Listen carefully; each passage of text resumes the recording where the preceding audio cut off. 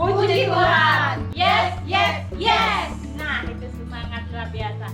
Halo adik-adik, kita jumpa lagi dengan kami guru-guru sekolah minggu Duta Kristama Immanuel Tabanan yang hari ini siap layani adik-adik dalam ibadah online. Siap kakak-kakak? Siap. Yeah. Ya adik-adik, pada hari ini kita sangat bersyukur dan berterima kasih di mana Tuhan Yesus sungguh baik menyertakan kehidupan kita dari hari Senin sampai hari Minggu hari ini. Kita perlu mengucap syukur, kita akan menyanyikan sebuah pujian yang berjudul Mari Puji Tuhan.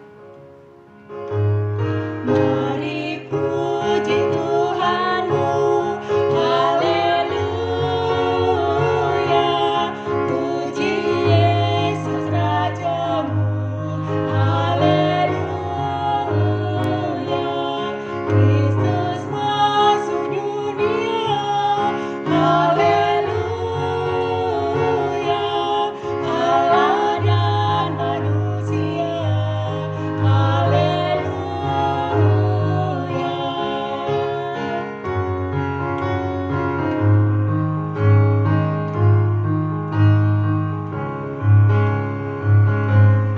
Hidupnya di dunia, haleluya. Tanpa dosa dan celah, haleluya. Atas bukit Golgota, haleluya. Dosaku ditanggung-Nya, haleluya. Yesus bangkit dan menang, haleluya. Yang gelap menjadi terang, haleluya.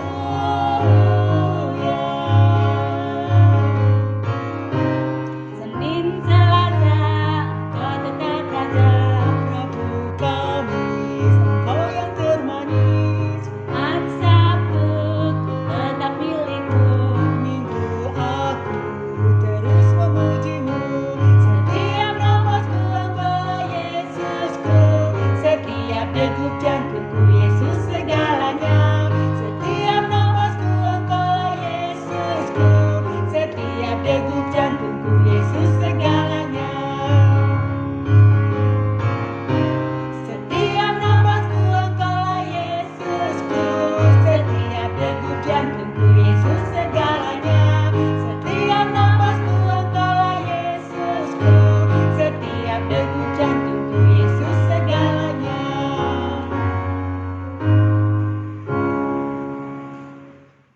Adik-adik, sebelum kita melanjutkan ibadah, mari kita satu di dalam doa. Biarlah Tuhan memimpin kita di dalam ibadah pada pagi hari ini. Mari kita satu di dalam doa. Bapa kami yang di sorga, kami mengucap syukur dan berterima kasih Tuhan karena Engkau begitu baik di dalam kehidupan kami. Sepanjang hari dari Senin sampai hari Minggu ini, Engkau selalu memelihara kami, memberkati kehidupan kami. Terima kasih Bapa. Hari ini anak-anak sekolah minggu dimanapun kami berada, kami siap untuk menerima dan memuji nama-Mu, mendengarkan firman-Mu. Mari Tuhan, kiranya Engkau hadir di hati kami, di hati anak-anak kami. Terima kasih Bapa, ibadah pada pagi hari ini biarlah jadi di dalam nama Allah Bapa, Putra dan Roh Kudus. Amin. Ya adik-adik yang terkasih, tadi sudah dibuka dengan Bu Tati dengan doa pembukaan, dan setelah itu adik-adik kita akan mendengarkan firman Tuhan yang akan disampaikan oleh Ibu Munaro. Adik-adik kita menyiapkan hati dan pikiran kita untuk mendengarkan firman Tuhan. Dan sebelum kita mendengarkan firman Tuhan, kita akan menyanyikan lagu, yaitu Bu Tati lagu Oke, apa? kita akan menyanyi bersama-sama untuk merenungkan firman Tuhan dengan judul Firman-Mu Pelita.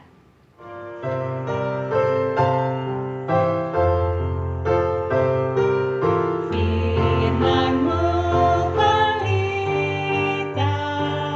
bagi kakiku dan sebagai sulur pada jalanku. Firman Tuhan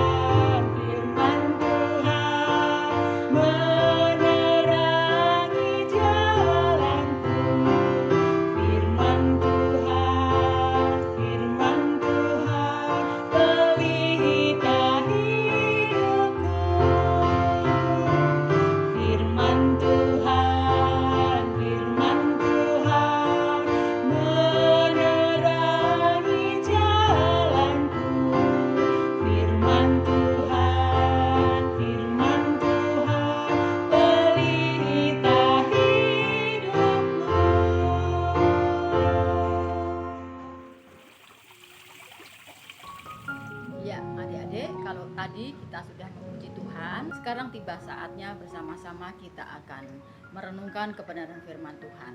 Nah, firman Tuhan pada hari ini terambil dari Efesus pasal 1 ayat 11 sampai ayatnya yang ke-22. Nah, bagi adik-adik yang membawa Alkitab, ya, dibuka dulu Alkitabnya, Efesus pasal 1 ayat 11 sampai ayat yang ke-22. Nah, kalau sudah, ya, biarkanlah Alkitab tetap terbuka. Sebelumnya mari kita berdoa. Mari kita satu dalam doa. Ya Allah, terima kasih. Kami sungguh mengucap syukur kalau pada pagi hari ini kami juga masih diberikan kesehatan, kekuatan kepada Tuhan untuk kami boleh memuji dan memuliakan nama Tuhan. Saat ini Tuhan, kami anak-anak-Mu sudah siap untuk mendengarkan firman-Mu. Terima kasih Tuhan Yesus. Amin. Iya, Efesus pasal 1 ayat 11 sampai 22, demikian bunyi firman Tuhan. Aku katakan di dalam Kristus, karena di dalam Dialah kami mendapat bagian yang dijanjikan. Kami yang dari semula ditentukan untuk menerima bagian itu sesuai dengan maksud Allah, yang di dalam segala sesuatu bekerja menurut keputusan kehendak-Nya, supaya kami yang sebelumnya telah menaruh harapan pada Kristus boleh menjadi puji-pujian bagi kemuliaan-Nya. Di dalam Dia kamu juga, karena kamu telah mendengar firman kebenaran, yaitu Injil keselamatanmu. Di dalam Dia kamu juga, ketika kamu percaya, dimeteraikan dengan Roh Kudus yang dijanjikannya itu. Dan Roh Kudus itu adalah jaminan bagian kita sampai kita memperoleh seluruhnya, yaitu penebusan yang menjadikan kita milik Allah untuk memuji kemuliaan-Nya. Karena itu setelah aku mendengar tentang imanmu dalam Tuhan Yesus dan tentang kasihmu terhadap semua orang kudus, aku pun tidak berhenti mengucap syukur karena kamu, dan aku selalu mengingat kamu dalam doaku dan meminta kepada Allah Tuhan kita Yesus Kristus, yaitu Bapa yang mulia itu, supaya Ia memberikan kepadamu roh hikmat dan wahyu untuk mengenal Dia dengan benar, dan supaya Ia menjadikan mata hatimu terang, agar kamu mengerti pengharapan apakah yang terkandung dalam panggilannya, betapa kayanya kemuliaan bagian yang ditentukannya bagi orang-orang kudus, dan betapa hebat kuasanya bagi kita yang percaya, sesuai dengan kekuatan kuasanya, yang dikerjakannya di dalam Kristus dengan membangkitkan Dia dari antara orang mati dan mendudukkan Dia di sebelah kanannya di surga, jauh lebih tinggi dari segala pemerintah dan penguasa dan kekuasaan dan kerajaan dan tiap-tiap nama yang dapat disebut, bukan hanya di dunia ini saja, melainkan juga di dunia yang akan datang. Dan segala sesuatu telah diletakkannya di bawah kaki Kristus, dan Dia telah diberikannya kepada jemaat sebagai kepala dari segala yang ada. Nah, demikian adik-adik firman Tuhan pada pagi hari ini. Kita tentu bangga ya sebagai warga negara Indonesia, karena Indonesia itu unik. Banyak sekali suku dan bahasanya. Banyak pulau-pulau. Dikatakan Indonesia itu 1000 pulau. Kemudian juga Indonesia itu banyak sekali pahlawan. Gajah Mada, Jenderal Sudirman, Diponegoro, ya. Kalau di Bali juga ada Ida Bagus Mantre, kemudian ada I Gusti Ngurah Rai. Nah, mereka ini sebenarnya adik-adik ya sudah meninggal, sudah lama sekali meninggal dan sudah tidak ada lagi di muka bumi ini. Namun mengapa mereka masih diingat? Mereka adalah orang-orang yang sangat berpengaruh, ya, sehingga nama-nama mereka masih diingat sampai sekarang ini. Bahkan dipakai seperti jalan begitu ya, Jalan Gajah Mada, Jalan Hayam Buruk, kemudian juga Jalan Ida Bagus Mantre, Bandara Ngurah Rai. Nah, luar biasa bukan? Sekalipun mereka itu sudah tidak ada, tapi mereka masih diingat. Bahkan di Alkitab pun juga ada pahlawan rohani, misalnya seperti Musa, Daniel, Daud, Elia, Elisa, dan masih banyak lagi. Nah, demikian pula dengan Rasul Paulus. Rasul Paulus adalah contoh yang memiliki jejak perbuatan baik bagi jemaat dan bagi orang-orang yang dipimpinnya. Adik-adik tahu nggak, sebelum Rasul Paulus ini mengenal Tuhan Yesus, Paulus adalah seorang yang kejam, jahat, dan bengis. Bagaimana dia menganiaya, dia membunuh orang-orang Kristen, pengikut-pengikut Kristus. Bahkan ketika Rasul Paulus berencana untuk membunuh dan menganiaya murid-murid Kristus lebih besar lagi, Yesus menjumpai Paulus di Damsyik dengan wujud sinar yang sangat menyilaukan yang membuat Rasul Paulus menjadi buta. Dan sejak saat itu Rasul Paulus bertobat dan menjadi pengikut Kristus. Adik-adik yang terkasih, Rasul Paulus adalah sosok pribadi yang keras, namun hatinya sangat lembut. Dia mengasihi jemaatnya. Bahkan dia sangat peduli kepada jemaatnya. Tidak peduli seberapa jauh jarak mereka, Paulus selalu dapat menjangkau. Lalu bagaimana caranya? Padahal jemaatnya itu jauh-jauh. Hal ini dapat diketahui lewat surat-surat yang Rasul Paulus tulis. Surat-surat yang Rasul Paulus tulis itu menguatkan jemaat yang dibangun. Paulus menulis banyak surat, di antaranya yaitu Efesus yang baru saja kita baca. Adik-adik yang terkasih, ketika Rasul Paulus menulis surat ini, di mana dia berada? Saat itu Rasul Paulus menulis surat, dia berada di dalam penjara. Rasul Paulus di penjara bukan karena dia berbuat dosa, bukan karena dia mencuri atau melakukan kejahatan. Tapi Rasul Paulus menyampaikan Injil.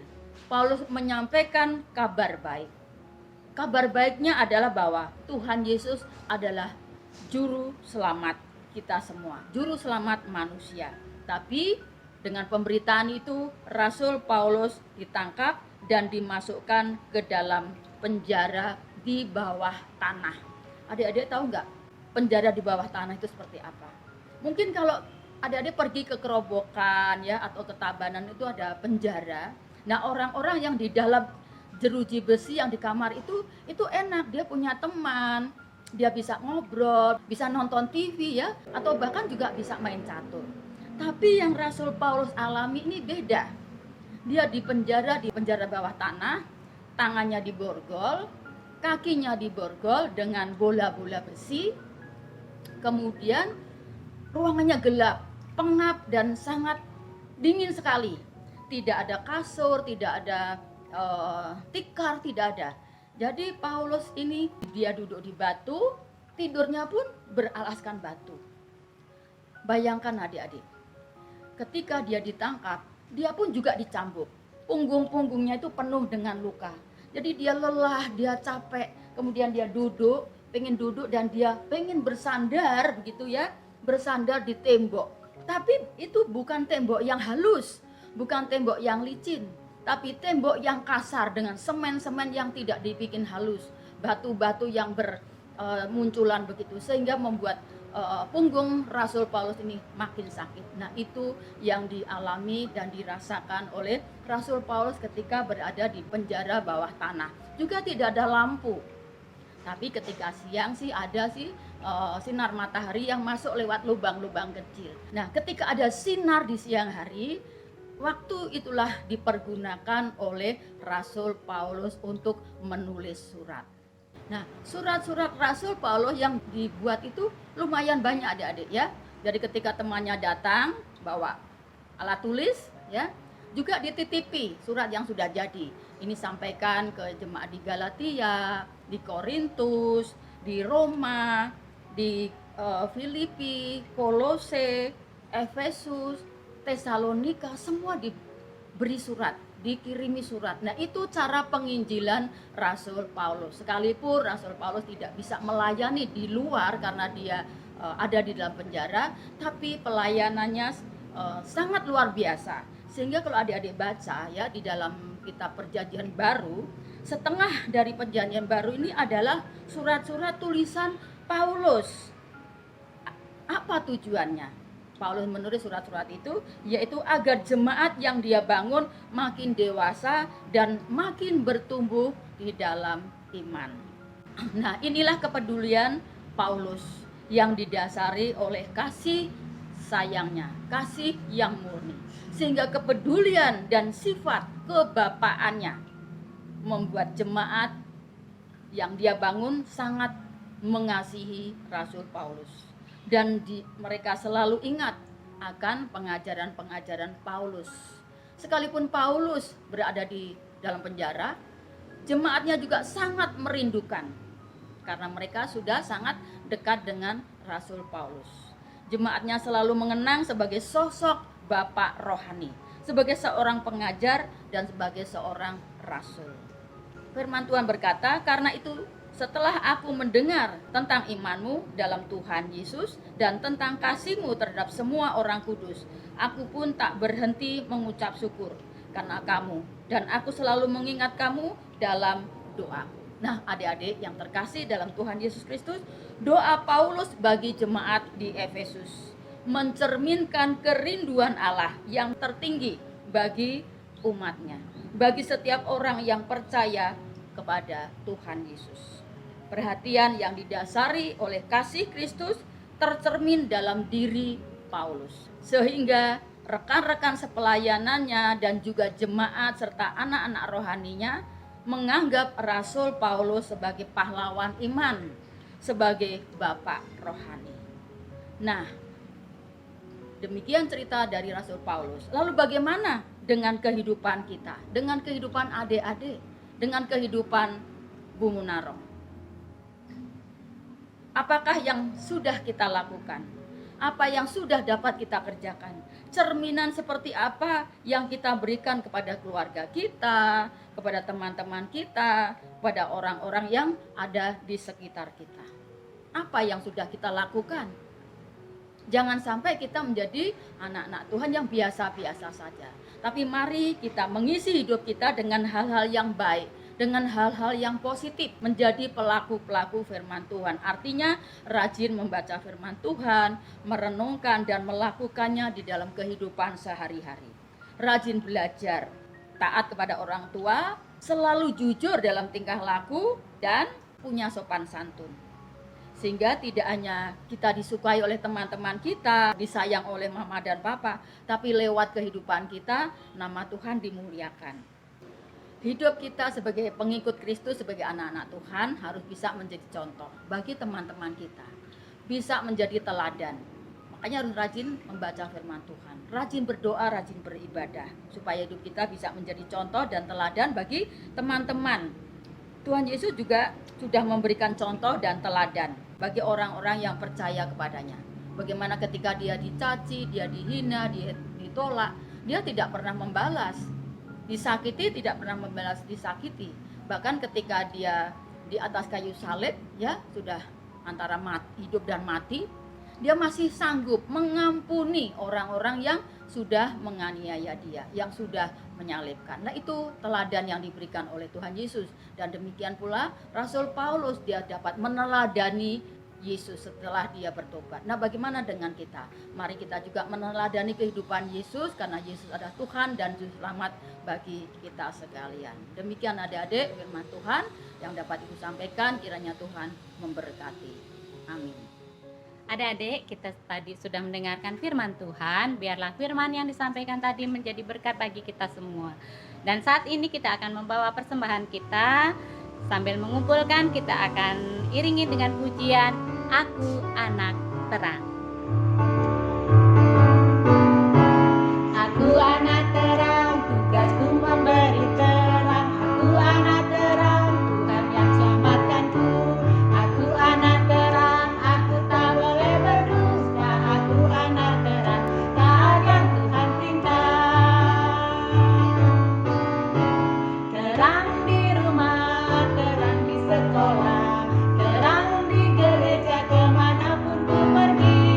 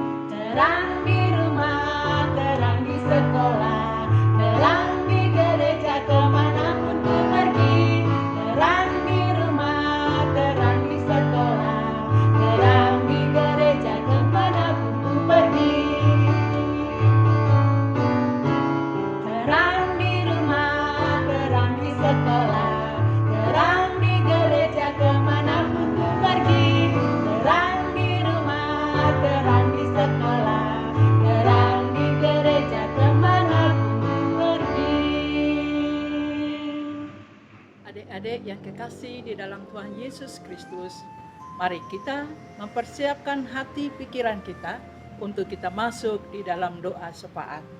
Mari kita berdoa. Segala puji syukur dan hormat kembali kami persembahkan di hadapan hadirat-Mu ya Tuhan. Kami boleh bersyukur atas kebaikan-Mu. Kami boleh bersyukur atas pertolongan-Mu. Sehingga pada pagi hari ini, Tuhan telah menyertai kami di dalam kami mengikuti ibadah sekolah minggu. Kami yakin dan percaya bahwa Tuhan hadir di tengah-tengah persekutuan kami. Terima kasih Tuhan Yesus. Kami bersyukur karena kami boleh memuji memuliakan nama-Mu lewat puji-pujian kami. Kami bersyukur untuk kebenaran firman-Mu yang kami dengar pagi hari ini. Oleh sebab itu Bapa, kami mohon pertolongan Roh Kudus. Kiranya Tuhan mau meteraikan firman-Mu itu di dalam hati kami masing-masing. Sehingga firman Tuhan boleh mendapat tempat di hati kami. Biarlah firman-Mu memberi kekuatan bagi iman percaya kami. Sehingga kami tetap berpegang teguh kepada kebenaran firman-Mu. Terima kasih Tuhan Yesus. Tuntunlah sertailah kehidupan kami melalui kebenaran firman-Mu. Kami rindu Tuhan untuk menjadi pelaku-pelaku kebenaran firman-Mu. Kami berdoa Bapa, berkatilah kesehatan anak-anak sekolah minggu. Jauhkan dari segala sakit penyakit. Tutup bungkus mereka dengan kuasa darah-Mu, sehingga semuanya selalu ada dalam keadaan sehat walafiat, tidak kurang sesuatu apapun. Kami berdoa untuk orang tua mereka, dimanapun mereka berada. Tuhan memberkati di dalam usaha pekerjaan mereka setiap hari. Pada saat ini juga Bapa, kami mau bersatu hati, berdoa untuk gereja-gereja yang ada di muka bumi ini, yang ada di Indonesia, terlebih yang ada di Pulau Bali. Bapa, berkatilah jemaat kami. Kami berdoa secara khusus buat hamba-Mu, pendeta yang melayani jemaat di tempat ini. Tuhan memberkati hamba-Mu bersama keluarganya. Terima kasih Tuhan Yesus. Kami membawa ucapan syukur kami, yaitu persembahan kami. Kami telah mengumpulkan ya Tuhan. Sebelum kami gunakan, kami mohon Bapa di surga, Engkau memberkati, suci dan kuduskan persembahan kami, sehingga persembahan kami boleh layak di hadapan-Mu. Terima kasih Tuhan Yesus. Masih banyak hal yang kami pinta di hadapan hadirat-Mu. Sebelum kami nyatakan satu persatu, Bapa terlebih dahulu mengetahui apa yang menjadi permohonan kami. Di dalam nama Tuhan Yesus Kristus yang telah mengajar berdoa demikian. Bapa kami yang di surga, dikuduskan nama-Mu. Datanglah kerajaan-Mu. Jadilah kehendak-Mu di bumi seperti di surga. Berikanlah kami pada hari ini makanan kami yang secukupnya. Dan ampunilah kami akan kesalahan kami, seperti kami juga mengampuni orang yang bersalah kepada kami. Dan janganlah membawa kami ke dalam pencobaan, tetapi lepaskanlah kami daripada yang jahat. Karena Engkaulah yang punya kerajaan dan kuasa dan kemuliaan sampai selama-lamanya. Haleluya, amin. Adik-adik yang kekasih, sebelum kita menerima berkat, mari kita memuji nama Tuhan dari pujian Ku Cinta Keluarga Tuhan.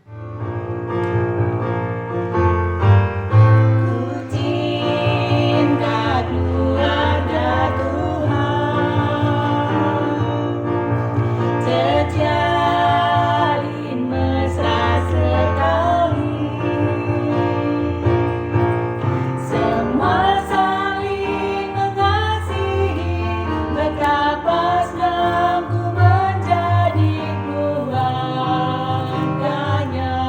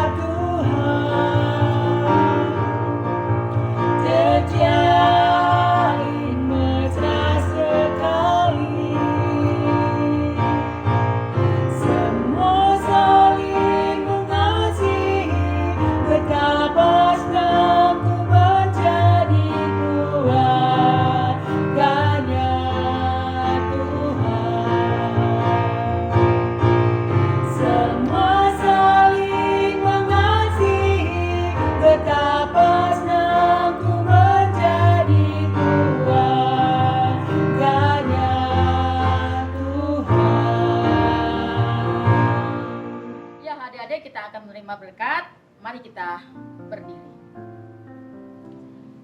Kasih karunia Allah Bapa, Putra dan Roh Kudus kiranya menyertai kehidupan kita masing-masing hari ini, esok dan sampai selama-lamanya. Haleluya. Amin. Oke, ibadah hari ini berakhir. Sampai jumpa. Tuhan Yesus memberkati. Shalom. Lomba cover lagu untuk anak sekolah minggu dan keluarga. Info lengkap bisa dilihat di Facebook Sekolah Minggu Duta Kristama.